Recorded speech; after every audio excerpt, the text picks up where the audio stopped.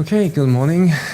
Let's start with this talk. There was a keynote that was cancelled, and instead of this keynote, I will now give this presentation on empirical and applied research in information security. So, with this title, what do I want to tell you in the next 45 minutes or so is I'll give a brief overview of the research, of different research that we did.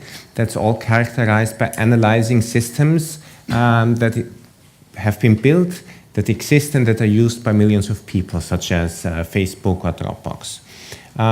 And for those of you who are PhD students or who supervise PhD students, it might be interesting this talk to have some arguments and some guidelines of how to defend this research if people with a strong theoretical background say, well, you don't really do research, all you do is you find some bugs in systems and you make some suggestions of how they could be fixed, and this is not research. Real research would be that with a strong theoretical foundation where we start building secure systems from the start. So let's just make some assumptions.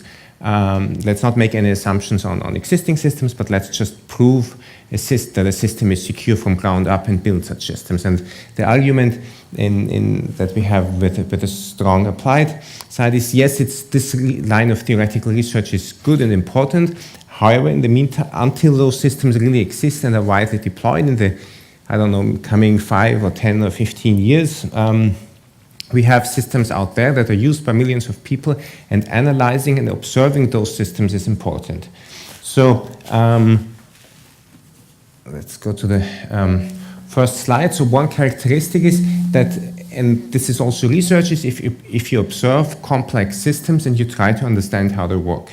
Right? It could be that in nature it's hard to dive 10,000 meter deep and then find some new fish down there, and you don't create anything new, you don't prove anything, you basically just find fish that have been there for like millions of years, and this is still research because it's hard to find those, and if you try to explain how those ecosystems work, understanding and observing those systems is important.